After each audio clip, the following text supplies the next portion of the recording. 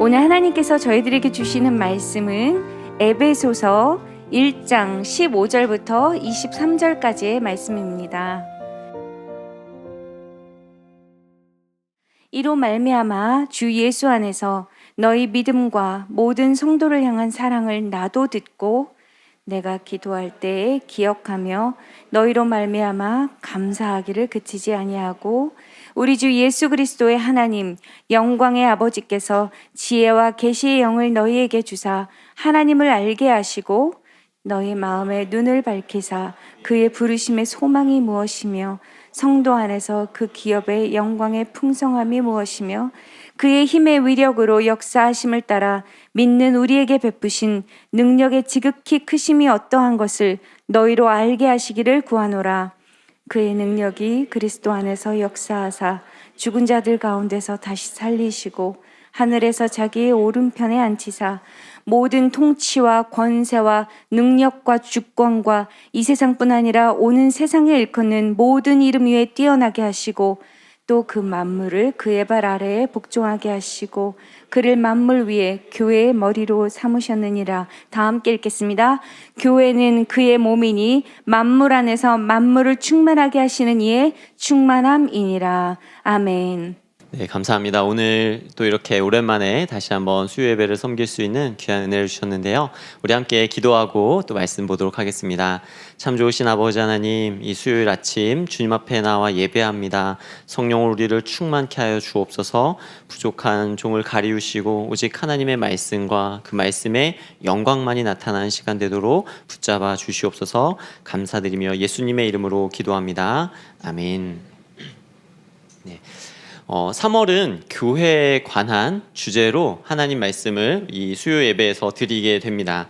그래서 오늘 말씀을 시작하면서 교회란 무엇일까? 그리고 왜 교회일까? 이 부분을 우리가 잠시 먼저 생각해 보려고 합니다.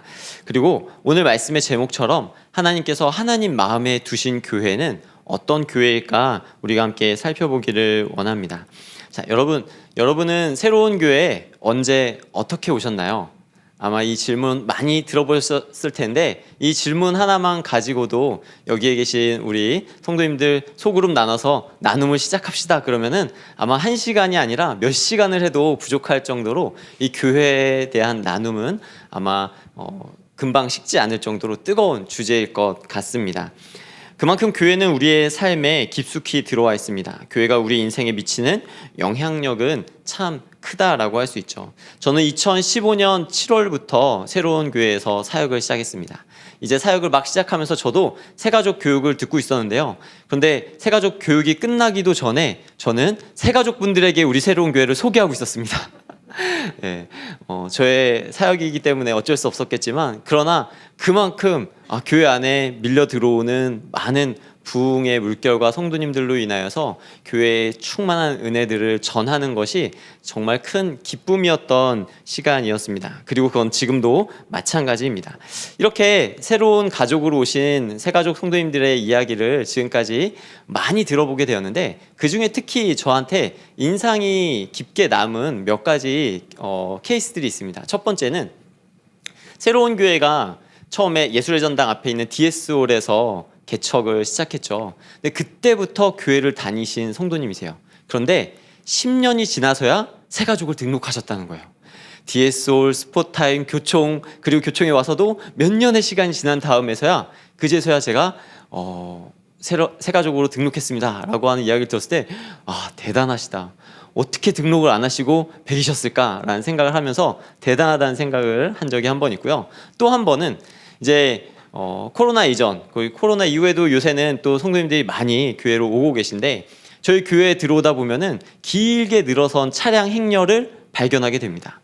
그러니까 이 지역에 오셔서 교회를 찾다가 어느 교회를 가야 되지 하고서 주일 아침에 차를 몰고 나오셨어요. 근데 나오고 이렇게 쭉 가다 보니까 차들이 길게 들어가는 그런 건물을 보고서 저희가 교회인가 싶어서 교회에 들어왔는데 교회는 교회인 것 같은데 십자가도 없고 뭐 주보도 다른 데랑 좀 다르고 그래서 긴가민가한 마음으로 이렇게 예배를 드리다가 예배 드리고 나니까 은혜와 말씀이 너무 충만해서 이 교회에 정하게 되었노라 라고 이렇게 정하신 분들의 이야기를 많이 들었습니다.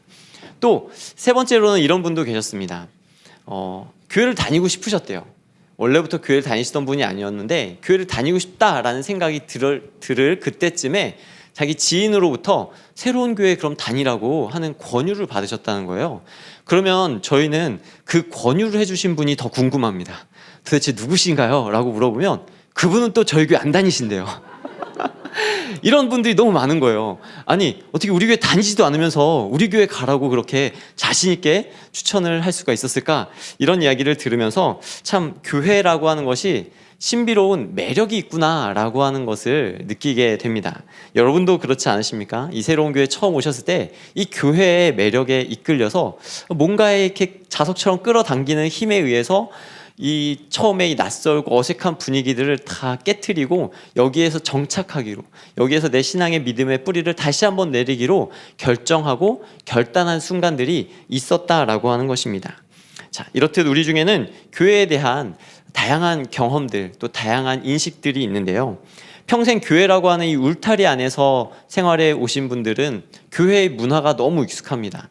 우리가 요새 하고 있는 특별 새벽 기도회랄지 아니면 수련회랄지 찬양대회, 체육대회, 예전에 했던 뭐 문학의 밤, 전도집회, 이 모든 것들이 굉장히 다 익숙한 가운데 하시는 분들이 있을 것입니다. 그런데 반면에 이제 뭐 청년 이후에, 결혼 이후에 신앙생활을 시작하신 분들은요, 이 학생 때, 청년 때 활동을 못 해본 게 그렇게 아쉬우시다 그래요. 그래서 성도님들이 이렇게 이야기를 하다가 교회 문화에 대해 이야기를 할 때 나는 왠지 저 때의 경험이 없는 것에 대한 아쉬움, 그런 거에 대한 속상함들이 있다라고 합니다. 그래도 군대 갔다 온 남자라고 한다면 이 찬양 하나쯤은 다 합니다. 바로 실로암이죠. 전 국민이 아마 알 것 같은 찬양 실로암 하나 가지고도 우리는 대동단결을 이룰 것 같습니다. 그만큼 교회의 파급력, 교회의 문화, 이것이 대단하다라고 하는 것입니다. 또 한 가지, 교회에 오면 사랑에 빠집니다. 다른 사랑을 생각하시면 안 되고 주님과의 첫사랑을 생각하셔야 됩니다. 주님과의 그 첫사랑, 내가 교회에 와서 받았던 그 은혜에 흠뻑 빠져서 항상 기쁘고 즐거웠던 때가 있었습니다. 그런데 지금은 교회에 대한 회의감에 빠져 혼란스러운 분도 혹시 있을지 모르겠습니다. 어떤 배경에 있든지 또 혹 다른 종교를 가진 자라 할지라도 이 한국 땅에 살면서 교회를 알지 못하는 사람은 아마 없으리라 생각을 합니다. 교회는 단순히 예배의 처소만이 아닙니다. 교회는 또 하나의 삶이죠. 그래서 폴 트루니에는 이런 말을 했습니다. 사람이 혼자 할 수 없는 일이 두 가지 있는데 하나는 결혼이고 하나는 그리스도인이 되는 것이다 라고 말했습니다. 인간이 혼자 할 수 없다, 혼자 살 수 없다라고 하는 것이죠. 우리 인간은 혼자 살 수 없습니다. 우리가 혼자 있을 때 느끼는 감정을 외로움이라고 하는데요. 이 외로움이 쌓이면 온갖 또 인간의 마음과 질병, 육체의 질병의 원인이 되기도 한다고 합니다. 왜냐하면 우리 인간은 본질적으로 관계지향적이기 때문에 그렇습니다. 이 관계를 지향하는 힘이 내적이냐 외적이냐라고 하는 것은 방향성의 차이이지 우리 모든 인간은 다 본질적으로 관계지향적이다라고 하는 것이죠. 그런데 한 가지 문제가 있습니다. 일명 고슴도치 딜레마라고 하는 것이죠. 여러분, 고슴도치 딜레마, 뭔가 딱 이름만 들어도 알 것 같죠? 이 추운 겨울 고슴도치들이 서로 너무 춥기 때문에 서로 붙어가지고 서로의 온기로 그 추위를 조금이나마 이겨내 보려고 붙습니다. 그런데 가까이 가면 갈수록 어떻게 되죠? 서로를 찌르고 아프게 합니다. 그리고 결국에는 서로 적당한 거리를 유지하고 떨어져야 서로 아프지 않게 된다라고 하는 것입니다. 나 혼자만의 신앙생활이라면 우리가 어렵지 않을 것 같습니다. 그런데 신앙생활은 항상 관계를 동반하기 때문에 이 관계 속에서 우리는 때때로 상처를 주고받는다라고 하는 것입니다. 때로 우리는 가까운 사이일수록 더 많은 상처를 주고받습니다. 우리 삶의 가장 아픈 기억은 가장 가까운 사람으로부터 오기 때문입니다. 세상에 지탄을 받는 엄청난 비리 사건을 우리가 뉴스를 통해 많이 접하게 됩니다. 그걸 보면 화가 나죠. 분개합니다. 그런데 여러분, 그걸로 상처받습니까? 상처받지 않습니다. 그냥 화가 날 뿐입니다. 그런데 우리가 언제 상처받습니까? 나와 가까운 사람, 나랑 같이 사는 사람이 그냥 지나가다가 툭툭 던지는 그 말 한마디에 우리가 상처받는다라고 하는 겁니다. 나라와 나라의 관계도 마찬가지입니다. 여러분, 우리가 저 멀리 있는 아프리카와 원수지고 살아갑니까? 그렇지 않습니다. 우리가 원수진 나라는 가까이에 있습니다. 일본과 중국과 항상 티격태격하면서 살아가죠. 올림픽 나가서도 최근에 보면 그렇잖아요. 다른 나라가 금메달 따는 거는 그럴 수 있어요. 그런데 중국이 금메달 따면 왠지 반칙한 것 같아요. 그래서 우리가 결국은 이겨야겠다라고 하는 이 막 전투력이 막 올라오는 것을 보면서 가까운 나라와 누가 1등 하냐 이거에 대해서 치열하게 싸우면서 서로 티격태격하는 모습을 보게 됩니다. 앞서 말씀드린 것처럼 우리는 스스로 그리스도인이 될 수 없습니다. 그래서 우리는 이 교회를 통해서 예수님을 만나야 하는데요. 예수님을 만나기 위해 교회의 문을 열고 딱 들어오면 예수님이 계십니까? 아닙니다. 교회 다니는 사람들이 있습니다. 교회 다니는 다양한 사람들이 구성되어 있습니다. 그리고 그 교회만의 문화와 예배와 각양각색의 사람들이 나를 바라보는 시선과 그리고 그 공간이 주는 다양한 느낌들을 우리가 가장 먼저 받게 된다라고 하는 것입니다. 이 모든 것을 다 통과한 후에 예수님을 만나야 돼요. 남녀노소, 빈부격차, 세상적인 이념과 또 가치관과 경험과 인생 철학과 세계관, 이 모든 것들이 다 다른 사람들이 모여있는 곳이 교회입니다. 근데 이 모든 것들을 다 뛰어넘고서 우리가 만나야 되는 분이 바로 예수님이죠. 이 자리에 계신 분들은 그 예수님을 만나신 분들입니다. 할렐루야. 굉장히 대단한 분들이세요. 이 모든 장애물들을 다 통과하고 나서 나의 주, 나의 하나님을 만나게 된다라고 하는 것이죠.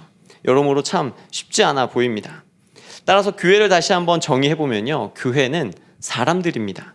그리스도께 속한 사람들이 교회인 것이죠. 그리스도인이 된다라고 하는 것은 바로 교회가 된다라고 하는 것입니다. 하나님 우리를 단순히 천국 데려가기 위해 구원하신 것이 아니라 교회를 통해 우리를 구원하시고 우리를 변화시켜 성장시키기를 위함입니다. 그래서 하나님의 마음에는 항상 교회가 있습니다. 하나님이 마음에 두신 교회, 그 교회를 통해 우리를 만나기 원하시고 우리에게 말 걸어오시고 말씀해 주시고 우리에게 성령을 주시고 우리에게 은혜를 주신다라고 하는 것입니다. 하나님이 이 교회를 통해 하나님의 마음을 전하겠다라고 작정하셨다라고 하는 것입니다. 그래서 우리는 이 교회에 두신 하나님의 비전, 교회에 두신 하나님의 꿈이 무엇인지 알아야 할 필요가 있는 것이죠. 바울은 하나님의 이러한 뜻과 비전을 깨달은 사람이었습니다. 아, 교회에 하나님의 뜻이 있구나. 교회를 통하여서 하나님께서 놀라운 축복의 비전을 보여주기 원하시는구나. 그래서 쓴 편지가 에베소서입니다. 에베소서는 어떤 곳입니까? 로마 제국 아시아 지역의 주요 도시로서 해상과 육상의 무역로가 교차하는 요충지로서 상업과 무역의 중심지였습니다. 세상적으로 보기 좋은 것들이 너무나도 많은 곳이었다라고 하는 겁니다. 하나님께 눈 돌리기보다 세상에 눈 돌리기가 훨씬 편하고 좋은 곳이 바로 에베소라고 하는 지역이었습니다. 이곳에서 사도 바울은 3차 전도여행 때 3년이나 머물면서 눈물로 목양을 했습니다. 어떤 도시보다 오래 머물렀기 때문에 개인적인 관계도 더 깊게 맺었을 것이고 무엇보다도 바울이 굉장히 아끼고 아꼈던 디모데를 통하여서 이곳의 사역을 이어가게 했습니다. 특히 이 에베소 지역은 지난주에 목사님께서 말씀하셨던 이 목회 서신을 썼던 시기가 바울이 로마에서 가택연금을 당하고 있을 때였거든요. 바쁘게 돌아다니던 바울이 그냥 가택연금을 당하면서 갇혀 있다 보니까 이 집필하는 곳에 자신의 모든 그동안의 선교 여행과 전도를 통한 모든 이 경험과 지식과 또 하나님의 말씀들이 아주 응축될 수 있는 기회였다라고 하는 것입니다. 그래서 에베소서의 말씀은요, 굉장히 수려한 문체를 가지고 있습니다. 그 중에서도 오늘 본문은 건강한 교회를 세우기 위해 에베소에 있는 교회와 성도들을 위해 바울이 기도했던 중보 기도의 내용을 담고 있습니다. 우리가 이 기도를 보면서요, 우리도 건강한 교회를 세우기 위해 이렇게 기도해야 되는구나 라고 하는 것을 배울 수 있습니다. 이 기도는 교회를 향한 하나님의 기대와 하나님의 마음이 무엇인지 우리에게 알게 해주는 교회입니다. 그렇기 때문에 우리 성도님들이 따라해야 하는 기도이고요. 나와는 너무 다른 사람들의 이 가치관과 시선과 기준 이런 것들을 따라가기 바쁜 우리의 눈을 다시 한번 하늘을 향하여 위를 향하여 바라볼 수 있게 하는 위를 향하는 기도, 또 사람들의 칭찬과 평가에 좌우되는 인생이 아니라 나를 향하신 하나님의 계획과 섭리를 바라볼 수 있는, 나를 바라볼 수 있는 기도, 또 끝으로 하나님이 교회에 대해 품고 계신 비전을 바라볼 수 있는 그런 기도문이 바로 오늘 본문의 기도문이다라고 하는 것입니다. 우리를 교회로 부르신 하나님의 마음을 발견하게 되는 그런 은혜의 시간이 되기를 간절히 소망합니다. 우리 17절의 말씀을 다시 한번 읽어보겠습니다. 시작. 우리 주 예수 그리스도의 하나님 영광의 아버지께서 지혜와 계시의 영을 너희에게 주사 하나님을 알게 하시고.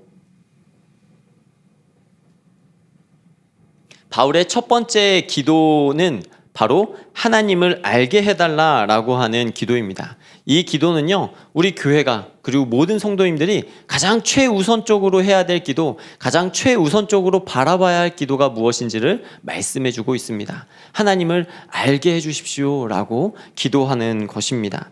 하나님과 알게 해달라, 하나님을 알게 해달라라고 하는 말은요, 다시 말하면 하나님과 친밀한 사귐이 있게 해달라라고 하는 것입니다. 하나님을 알되 자세히 알아야 되고 정확히 알아야 됩니다. 여러분, 누군가를 알고 싶으면 어떻게 해야 되죠? 그 사람을 만나봐야 됩니다.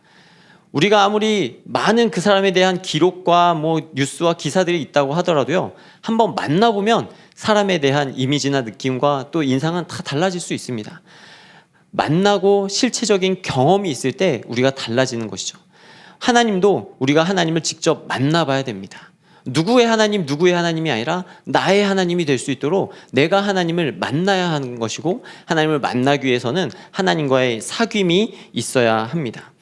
우리가 교회 안에서 성도들과의 사귐도 있지만 성도들과의 사귐보다 더 우선해야 될 것, 가장 우선에 두어야 할 것이 바로 하나님과의 사귐인 것입니다. 이 사귐을 위해 우리가 하는 것이 무엇입니까? 바로 예배이죠.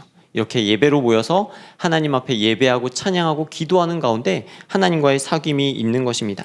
근데 이때 더불어서 하나님을 알게 해달라고 하는 이 기도 앞에 뭐라고 덧붙이고 있냐면요, 하나님 지혜와 계시의 영을 주시어서 하나님을 알게 해주십시오라고 기도하고 있습니다.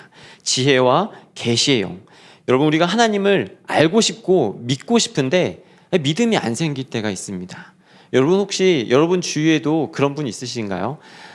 내가 하나님 정말 알고 싶고 나도 믿고 싶다고, 근데 내가 안 믿어지는 걸 어떡하냐고 하면서 이렇게 좀 가슴 답답해하는 그런 분들이 있을 것입니다.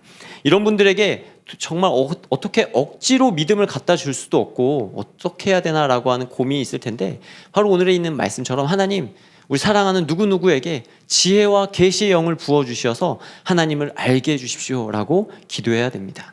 왜냐하면 우리가 하나님을 단지 호기심으로 믿을 수 없기 때문에 그렇습니다. 하나님도 알고 싶은데 궁금한데 그런 마음에 호기심으로 하나님을 믿는 것이 아니에요. 하나님은 인격적이시기 때문에 인격과 인격으로서 우리가 하나님을 만나야 합니다. 그런데 이 만남을 위해서 우리에게 거두어져야 될 게 있어요. 하나님을 믿지 못하는 사람은 모르는 게 참 많아요. 뭘 모를까요? 죄가 무엇인지도 모르고요, 또 성령이 무엇인지도 모릅니다. 인생이 어디서부터 와서 어디로 가야 되는 건지도 모르고, 또 인생의 중요한 것들이 정말 절대적인 진리와 가치가 무엇인지 모르기 때문에 그 모든 것들을 거두어낸 상태에서 하나님을 만나야지만이 우리가 하나님과의 영적인 교제가 이루어질 수 있다라고 하는 것이죠. 그래서 우리는 성령을 구해야 하는 것입니다. 성령 하나님께서 내 눈을 열어 말씀의 놀라운 것들을 보게 하여 주시고 말씀의 놀라운 것들을 가르쳐 달라고 기도하며 나아가야 되는 것입니다. 우리 요한복음 14장 26절의 말씀을 한번 읽어보겠습니다. 시작. 보혜사 곧 아버지께서 내 이름으로 보내실 성령, 그가 너희에게 모든 것을 가르치고 내가 너희에게 말한 모든 것을 생각나게 하리라. 아멘.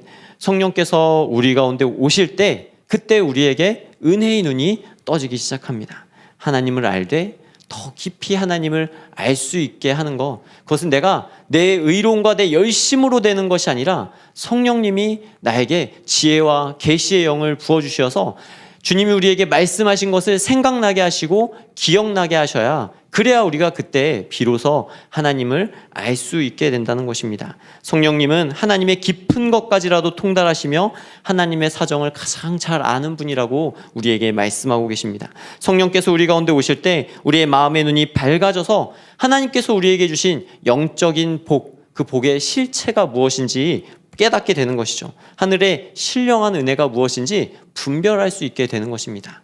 여러분, 요새 우리 성도님들이 또 교회 안에서도 많이 부르고 있는 찬양 중에 은혜라는 찬양이 있죠. 그 은혜라는 찬양의 가사를 보면 이런 가사가 있습니다. 내가 누려왔던 모든 것들이, 내가 지나왔던 모든 시간이, 내가 걸어왔던 모든 순간이 당연한 것 아니라 은혜였소. 여러분, 이런 고백을 어떻게 할 수 있나요? 내가 지나왔던 모든 시간이, 내가 누려왔던 모든 것들이 당연한 것이 아니라 다 하나님의 은혜였습니다. 이 고백은 세상 사람들은 할 수 없는 고백입니다. 세상의 가치와 기준으로는 절대 할 수 없는 고백입니다. 이 고백은 우리가 하늘의 신령한 복에 대해서 눈 떴을 때에만 할 수 있는 고백인 것입니다. 이 고백 가운데에는 근심이 없습니다. 이 고백 가운데는 걱정이 없고요, 염려함들이 없습니다. 이 고백 가운데는 의심도 없습니다. 놀라운 영적인 통찰만 있을 뿐입니다. 모든 것이 다 하나님의 은혜였다라고 하는 것을 고백할 수 있는 이 믿음의 고백. 근데 우리가 원래 그런 사람인가요? 저는 아닙니다. 내가 원래 그런 사람이 아닌데, 근데 어느 날 하나님, 모든 것이 다 하나님의 은혜였습니다 라고 고백하고 있는 제 자신을 바라보며 놀라운데, 야, 하나님께서는 진짜 대단하신 분이구나 라고 하는 것을 고백하게 된다라고 하는 것입니다. 저는 우리 새로운 교회가 성령 안에서 이 신령한 복을 참 많이 받은 교회라고 믿습니다. 특별 새벽 기도회 때 이렇게 매일같이 쏟아져 나오는 간증들을 여러분 잘 듣고 계시죠? 그 간증들을 들을 때마다 어떤 생각이 드시나요? 와, 진짜 소위 말하면 와, 대박이다. 와, 대단하다. 어떻게 이런 일들이 계속해서 일어날 수 있지? 한 번이라면, 두 번이라면 그럴 수도 있겠는데, 매일 새벽마다 하나님께서는 예배하는 각 사람의 가정과 심령 가운데에서 하나님의 새 일을 행하고 계신 거예요. 하나님께서 하나님의 일들을 막 이루어가고 계신 거예요. 그 일들을 들을 때 그것이, 와, 하나님께서 이 교회에 놀라운 복을 부어주고 계시구나. 이거는 사람이 조작할 수 있는 것도 만들 수도 있는 것도 아닙니다. 그 어떠한 것으로도 할 수 없어요. 오직 하나님께서 하나님의 일을 우리 가운데 이루어서 하나님이 온 교회 가운데 살아계신 하나님이심을 나타내고 보여주고 계신 증거다라고 하는 것입니다. 여러분, 이런 간증이 에베소 교인들에게도 있었습니다. 우리 15절과 16절에 보면 너희의 믿음과 사랑을 듣게 되어 너희로 말미암아 감사한다 라고 고백하죠. 좀 전에 제가 했던 고백과 같은 고백이죠. 한홍 목사님께서 매일 아침마다 이 간증을 허락하신 하나님께 감사와 영광의 박수를 돌립시다 하는 것과 똑같은 말이죠. 너희의 믿음과 사랑으로 말미암아 내가 하나님께 감사하노라 라고 바울이 고백하고 있는 것입니다. 교회의 유익과 기쁨은 무엇입니까? 바로 성도인 것입니다. 바로 여러분들입니다.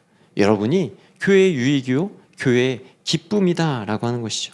여러분의 믿음과 사랑으로 말미암아 교회는 은혜가 넘치는 것이고 교회의 기쁨이 가득하게 된 것입니다. 그러므로 지혜와 계시의 영을 주시어서 하나님을 알게 해달라고 더욱 힘써 기도하는 우리가 되기를 원합니다. 하늘의 신령한 복을 깨닫고 하늘의 신령한 복을 분별할 수 있는 하나님 은혜를 우리 가운데 허락해달라고 우리가 기도하기를 원합니다. 교회에 찾아와서 우리는 인간이기 때문에 어쩔 수 없이 나를 바라보는 수많은 사람들의 시선과 교회의 문화와 또 생각의 차이를 발견할 수밖에 없습니다. 그런데 우리가 가장 먼저 구해야 될 것은 그 다양한 차별성이 아니라 오직 하나님을 내가 알기 원합니다. 살아계신 하나님의 말씀을 더욱 알기 원합니다 라고 기도해야 될 것이고, 또 우리 믿음이 연약한 자들이 있다면 하나님 지혜와 계시의 영을 부어주셔서 저들이 하나님을 알기 원합니다 라고 기도해야 될 줄로 믿습니다. 계속해서 우리 18절과 19절의 말씀을 보기 원합니다. 다 같이 읽겠습니다. 너희 마음의 눈을 밝히사 그의 부르심의 소망이 무엇이며 성도 안에서 그 기업의 영광의 풍성함이 무엇이며 그의 힘의 위력으로 역사하심을 따라 믿는 우리에게 베푸신 능력의 지극히 크심이 어떠한 것을 너희로 알게 하시기를 구하노라. 바울이 에베소에 있는 성도들을 위해 기도한 두 번째 기도 제목은 조금 길죠. 이거 잘 끊어서 봐야 됩니다. 첫 번째는 부르심의 소망, 두 번째는 하나님의 그 영광의 기업의 풍성함, 세 번째는 하나님의 지극히 크신 능력입니다. 자, 우리가 기도할 때 두 번째로는 제가 서두에 말씀드리면서 처음엔 위를 향한 하늘을 바라보는 기도였고, 두 번째 기도는 우리 자신, 우리 내면을 돌아보는 기도라고 했습니다. 이 18절 19절의 말씀이 바로 우리 자신, 우리 안에 있는 것들을 바라보게 하는 기도인데요. 18절 말씀을 시작하면서도 동일하게 다시 한번 이렇게 시작합니다. 너희의 마음의 눈을 밝히사라고 다시 한번 기도하며 시작합니다. 사랑하는 여러분, 하나님께서 우리에게 은혜를 주실 때 조금 주기를 원하실까요? 많이 주기를 원하실까요? 네, 많이 주기를 원합니다. 우리도 하나님의 은혜를 많이 받기를 원합니다. 그런데 가끔 우리는 왜 나는 은혜를 조금밖에 못 받는 걸까? 옆에 있는 누구는 되게 많이 받은 것 같은데 왜 내 은혜는 별로 적은 것인가? 라는 생각을 하게 될 때가 있습니다. 그것은요, 우리가 내 안에 여전히 세상의 영이 가득한 것 아닌지 돌아봐야 될 필요가 있다라는 말씀입니다. 고린도전서 2장 12절의 말씀을 한번 볼까요? 우리가 세상의 영을 받지 아니하고 오직 하나님으로부터 온 영을 받았으니 이는 우리로 하여금 하나님께서 우리에게 은혜로 주신 것들을 알게 하려 하심이라. 하나님의 영을 받으면 하나님이 우리에게 은혜로 주신 것들을 알게 됩니다. 하나님이 정말 나에게 많이 주셨구나. 많이 깨닫는 사람은 하나님의 영을 많이 받았기 때문이겠죠. 근데 세상의 영이 내 마음을 더 많이 차지하고 있으면 어떻겠어요? 하나님이 나에게 은혜로 주신 것들이 무엇인지 발견하지 못하고 괜히 비교하고 열등감에 빠지게 된다라고 하는 것입니다. 하나님의 영이 있으면 하나님이 우리에게 은혜로 주신 것들이 무엇인지 알게 하십니다. 그러므로 하나님의 영을 받기 위해 우리는 성령의 역사하심에 대한 갈급함이 있어야 됩니다. 성령 하나님, 나에게 더 많은 은혜를 주십시오. 그런데 이런 갈급함이 있다는 것 자체가 이미 하나님의 영이 들어와 계신 거예요. 하나님의 영이 계신 거예요. 하나님의 그 영을 더 사모하고 이 세상의 영을 거두어내고 하나님의 영으로 더 충만하기를 기도해야 된다라고 하는 것입니다. 성령께서 우리의 마음에 어두워져가는 그런 마음의 눈을 밝혀주실 때 그 밝혀주심으로 말미암아 하나님이 나를 부르신 부르심의 소망, 성도의 기업, 그리고 지극히 크신 능력을 깨닫게 하시는 것입니다. 여러분, 하나님이 나를 부르셨습니다. 하나님이 오늘 이 자리에 계신 우리 사랑하는 성도님들을 부르셨습니다. 왜 부르셨을까요? 하나님 나를 왜 부르셨나요? 우리 고린도전서 1장 9절의 말씀을 한번 보도록 하겠습니다. 시작. 너희를 불러 그의 아들 예수 그리스도 우리 주와 더불어 교제하게 하시는 하나님은 미쁘시도다. 아멘. 하나님 우리를 왜 부르셨냐고요? 하나님과 예수 그리스도와 함께 교제하기 위해 부르셨다라고 하는 것입니다. 우리를 우리 주 예수 그리스도와 교제하기 위해 부르셨다라고 하는 이 부름의 소망을 깨닫는 여러분들 되시기를 바랍니다. 이 부르심의 소망을 깨달아야 돼요. 부끄러운 고백이지만 저 또한 이 부르심의 소망을 깨닫지 못했을 때는 제가 무슨 일을 많이 해야 되는 줄 알았어요. 근데 그 일을 많이 하다 보니까 어느 날 저는 하나님 앞에 이렇게 고백하고 있는 거예요. 하나님, 저는 종신계약 종인가요? 끝도 없이 일만 해야 되는 사람인가요? 라고 하나님께 묻고 있는 거예요. 근데 그때 하나님께서 저에게 이렇게 말씀하시더라고요. 아니다. 너는 나의 안에 거하라. 그냥 너는 내 안에 있으면 된다. 아버지 품 안에 있으면 된다라고 말씀하시더라고요. 하나님은 우리를 부르셨을 때 그 부르심의 가장 큰 소망과 목적은 우리와 교제하기 위함이었습니다. 아마 우리 이 자리 가운데 많은 고난과 아픔과 힘든 순간들을 겪으며 하나님께 이렇게 물어보신 적이 있는 분들이 계실 겁니다. 하나님, 왜 저인가요? 언제까지 저인가요? 왜 저만 겪는 이 고통이고 저만 겪는 이 아픔인가요? 라는 그러한 질문들이 나올 때가 있다라고 하는 것입니다. 하나님, 저 이렇게 고생시키시려고 부르셨나요? 하나님, 저 이렇게 힘들게 하려고 저를 부르셨나요? 저에게 이렇게 아픔 주시려고 저를 하나님 자녀 삼으셨나요? 라고 하나님 앞에 울며 부르짖을 때가 있다라고 하는 것입니다. 그런데 그때 우리가 이 부르심의 소망을 다시 한번 붙들기 원합니다. 주님은 그 고통 가운데서, 그 아픔 가운데서 우리와 교제하기를 원하십니다. 나와 교제하기를 원하십니다. 나와 함께하기를 원하십니다. 나와 함께하심으로 말미암아 봐라, 하나님의 영광이 이런 것이다 라고 하는 것을 보여주기를 원하실 것입니다. 제가 가장 좋아하는 말씀과 또 성경의 표현 중에 성경의 표현이 바로 이것입니다. 하나님의 영광을 보여주시려고.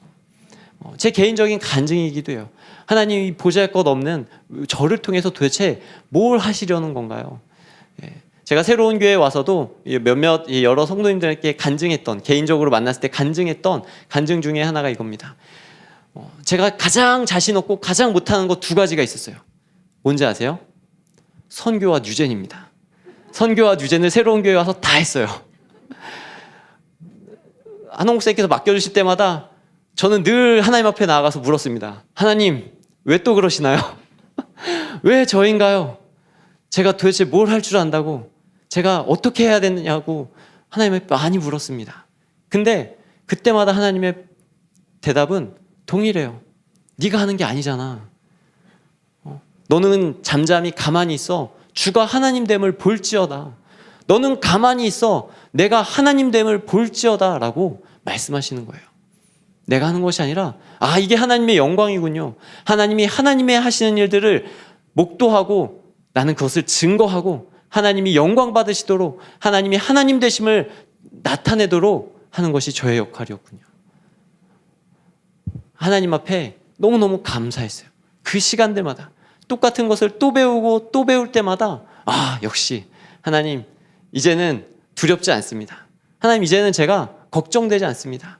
하나님이 하실 줄로 믿습니다. 하나님이 하나님 되심을 나타낼 줄로 믿습니다 라고 고백하게 됩니다. 어떻게 그 고백이 가능해졌을까요? 주님이 저와 교제하기를 원하신다라고 말씀하셨고 그 부르신 가운데서 하나님의 소망을, 하나님이 저에게 두신 하나님의 그 거룩하신 뜻을 발견하게 되었기 때문입니다. 계속되는 바울의 기도는요, 성도 안에서 그 기업의 영광의 풍성함을 알게 해달라라고 간구합니다. 하나님의 자녀는 하나님의 상속자, 그리스도와 함께한 상속자이죠.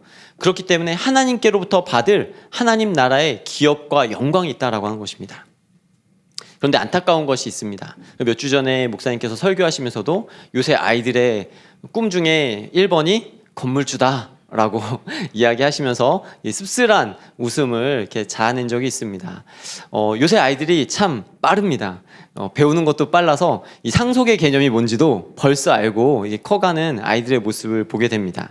세상 물정에 굉장히 밝은 것이죠. 뭐 건물주가 나쁜 것은 아니겠죠. 그러나 마음이 밝은 사람은 너희 보물을 하늘에 쌓아두라 라고 하는 말씀을 붙잡고 먼저 그의 나라와 의를 위하여 살아가는 자들일 줄로 믿습니다. 바울은 오늘 우리가 마음의 눈이 밝아져서 성도 안에서 그 기업의 영광과 그 영광의 풍성함이 무엇인지를 보기 원했습니다. 그 영광이 무엇일까요? 그 기업이 무엇일까요? 그 기업은 바로 이 자리에 계신 성도님 한 분 한 분, 한 사람 한 사람이 하나님 나라의 영광스러운 기업이다라고 하는 것입니다. 하나님 나라의 기업이다. 이 땅의 건물주와는 비교할 수 없는, 이 땅의 세상의 화려한 영광과는 비교할 수 없는 하나님 나라의 영광이요, 하나님 나라의 기업이 바로 여러분이다라고 하는 것입니다. 그 영광스러운 성도들이 모인 곳이 바로 교회이죠. 하나님의 기업은 세상의 눈으로는 절대 볼 수 없는 축복된 비전을 가지고 있습니다. 고린도후서 12장에 보면요, 바울이 셋째 하늘에 갔다 왔노라 라고 고백을 합니다. 천국의 환상과 계시에 대해서 말하는 것이죠. 낙원으로 이끌려가서 정말 말할 수 없는 것들을 내가 보고 왔다라고 말을 하면서 굉장히 기대감을 준 다음에 말을 싹 감추고 다른 말로 이어갑니다. 왜냐하면 내가 알긴 아는데 너무 좋은 것인데 이거를 말로 다 표현해봤자 표현할 수도 없고 또 이것들이 섣부른 오해를 낳을 수도 있기 때문에 그 말을, 그 표현을 절제하는 것을 보게 됩니다. 그러나 그 안에는 그 셋째 하늘에 올라가서 보고 온 놀라운 하나님 나라의 비밀이 숨어져 있음을 우리로 알게 하는 것이죠. 바울이 육체에 가시가 있음에도 불구하고 계속해서 복음을 증거하고 복음을 부끄러워하지 아니하고 복음을 자랑할 수 있는 이유가 무엇이었겠습니까? 자기 안에 보고 온 놀라운 축복의 비전이 있기 때문에 그렇습니다. 내가 보고 온 하늘나라의 상급이 있기 때문에 그렇습니다. 야, 저걸 보고 오니까 내가 다른 데 눈 돌 필요가 없네. 다른 거에 내가 신경 쓸 필요가 없네 라고 고백하는 거예요. 여러분도 정말 좋은 거 보고 오면 와, 이거 야, 이거 어떡하지? 고민하게 되잖아요.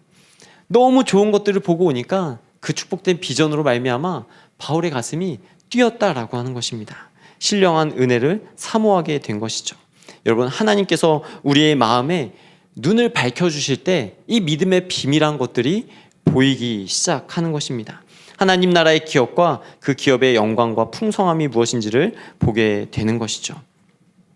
끝으로 바울은 믿는 성도들을 위해서 하나님께서 베푸신 능력이 얼마나 큰지 알게 해달라라고 기도하는데요. 19절의 말씀을 눈으로 다시 한번 보면은 하나님의 능력이 매우 크다라고 하는 것을 바울은 계속해서 강조하고 있습니다. 크다, 정말 크다. 계속 이렇게 강조하고 있을 때 우리에게 드는 생각은 얼마나 큰데, 그래서 얼마나 대단한데 라는 생각이 들 수 있잖아요. 그러면 그런 마음을 가지고 20절에서 23절의 말씀을 다시 한번 읽어봐야 됩니다. 우리 20절에서 23절의 말씀을 큰 목소리로 읽도록 하겠습니다. 시작. 그의 능력이 그리스도 안에서 역사하사 죽은 자들 가운데서 다시 살리시고 하늘에서 자기의 오른편에 앉히사 모든 통치와 권세와 능력과 주권과 이 세상뿐 아니라 오는 세상에 일컫는 모든 이름 위에 뛰어나게 하시고 또 만물을 그의 발 아래에 복종하게 하시고 그를 만물 위에 교회의 머리로 삼으셨느니라. 교회는 그의 몸이니 만물 안에서 만물을 충만하게 하시는 이의 충만함이니라. 여러분, 하나님은 능력의 하나님입니다. 믿으십니까? 그 능력의 하나님, 그 하나님의 영광을 안다는 것은 우리가 하나님의 능력을 안다라고 하는 거예요. 우리가 살다 보면 여러 가지 어려운 문제를 만납니다. 근데 그 어려움을 만날 때 어떻게 그 문제들을 해결해 갑니까? 그 문제를 해결할 수 있는 사람을 찾아갑니다. 실력자. 그 문제를 해결할 능력이 있는 사람을 찾아가면 그 문제를 해결해 준다라고 하는 겁니다. 그 문제에 대한 지혜가 있고 지식이 있고 경험이 있기 때문입니다. 이처럼 하나님은 우리를 위해서 하나님의 그 모든 능력을 베풀기 원하시고요. 그 능력을 이미 우리에게 나타내셨는데 20절의 말씀을 보니까 뭐라고 말씀합니까? 하나님의 그 능력이 얼마나 대단하냐면 죽은 자를 다시 살리셨다라고 말씀합니다. 여러분, 이 세상에 죽은 자를 다시 살린 자가 어디 있습니까? 인간이 수천 년의 역사 동안 그 누구도 극복하지 못한 것이 바로 죽음입니다. 죽음은 아무도 정복하지 못했습니다. 세상에 많은 신이 있다고 한들 그 수많은 종교의 신들은 그 어디에서도 죽음을 이겼노라라고 하는 고백이 없습니다. 오직 살아계신 우리 하나님, 그의 아들 독생자 예수 그리스도만이 십자가에서 죽으시고 부활하시어서 죽음을 이기고 승리하신 부활의 주, 영광의 주가 되신 줄로 믿습니다. 하나님은 죽은 자를 다시 살리시는 하나님입니다. 그 하나님이 그리스도 안에서 우리 가운데 역사하신다라고 하는 것이죠. 그런데 그 그리스도 안에서 모든 통치와 권세와 능력과 주권, 그리고 그것이 이 세상뿐만 아니라 지금까지의 세상뿐만이 아니라 다가올 모든 세상 가운데서도 모든 이름 위에 뛰어난 이름 받게 이미 작정해 놓으셨다라고 하는 것입니다. 여러분, 이거 굉장히 놀라운 말씀입니다. 놀라운 말씀입니다. 우리가 믿는 예수님이 얼마나 대단한 분인지에 대해서 바울이 오늘 이 20절과 21절에 고백하고 있는 거예요. 우리가 믿는 예수 그리스도는 하나님의 능력이십니다. 하나님의 그 능력의 총집합체가 예수 그리스도 가운데, 그 예수 그리스도의 그 통치하심과 다스리심 가운데, 그 다스리심을 통하여서 모든 만물 가운데 충만하게 하셨는데 그 충만함을 하나로 모은 것이 바로 교회다라고 하는 거예요. 하나님의 능력을 그래서 한마디로 줄이면, 한 단어로 줄이면 교회다라고 오늘 말씀이 우리에게 말씀하고 있어요. 하나님께서는 우리를 구원하기 위해, 여러분 성경의 역사를 다시 한번 이렇게 머릿속으로 쫙 돌려보세요. 세상을 지으시고요, 아브라함을 부르셨습니다. 아브라함 부르셔서 민족을 이루게 하셨고요, 또 이삭과 야곱과 요셉을 통하여서 하나님 그의 백성들을 이어가게 하셨어요. 모세를 통하여서 출애굽하셨고 다윗을 통해서 그 나라를 통일시키시면서 건지셨습니다. 그런데 이 모든 역사 가운데서 빠지지 않고 등장하는 인간의 모습이 무엇입니까? 하나님을 떠나는 거예요. 하나님이 데려다 놓으면 떠나고, 살려놓으면 배신하고, 계속 하나님을 떠나는 거예요. 하나님 너무 안타까우셨어요. 하나님 너무 가슴 아프셨어요. 하나님이 그래서 결국에는 내가 이 방법을 통하여서 하나님의 모든 지혜와 능력으로 내가 너희를 구원하겠다, 내가 너희를 사랑하겠다라고 고백한 것이 무엇입니까? 예수 그리스도의 십자가 사건이었어요. 예수 그리스도의 십자가의 죽으심과 부활하심을 통하여서 우리를 얼마나 사랑하시는지, 우리를 얼마나 죄에서 건지기를 원하시는지, 우리를 어떻게 사용하기를 원하시는지 말씀하셨다라고 하는 거예요. 죽은 자를 다시 살리시는 능력은 이 세상의 전무후무한 능력입니다. 여러분, 그러한 능력이 있는 사람이 있다면 아마 지금 전 세계 모든 사람들이 다 그 사람에게 쫓아가 줄을 서서 내 병을 고쳐달라고, 내 힘든 문제를 해결해달라고 아마 줄 서고 있을 거예요. 그런데 그 모든 하나님의 능력을 예수 그리스도에게 보여주셨고 나타내셨습니다. 그러면 그 하나님의 능력이 된 것이 바로 이것입니다 라고 하나님도 그것을 대입할 표현을 찾으셨는데, 대입할 대상을 찾으셨는데, 많고 많은 대상들 중에 오늘 말씀에 그 능력의 근원, 그 모든 능력의 총합체를 무엇으로 삼으셨다고요? 교회의 머리로 삼으셨다고요. 하나님께서 이 교회를 향한 하나님의 마음을 예수 그리스도를 통해 두셨다라고 하는 것을 고백하고 있는 것입니다. 교회는 그래서 너무나도 영광스러운 것입니다. 사실 여러 이유들로 인하여서 세상이 교회를 지탄하고 비난하고 우리도 받은 상처로 인해서 교회가 이렇다 저렇다라고 말을 하는데요, 감히 우리가 교회를 말할 수 있는 자격이 없어요. 왜요? 교회의 머리는 예수 그리스도이시기 때문입니다. 하나님께서 하나님의 능력의 모든 것들을 다 총동원하시어서 바로 그 예수 그리스도를 죽은 자 가운데 살리심으로 교회의 머리가 되게 하셨다라고 하는 이 사실이 하나님께서 교회에 두신 영광이 얼마나 크고 놀라운지를 우리에게 알려주시는 것입니다. 그러면서 23절에 이렇게 말씀하시죠.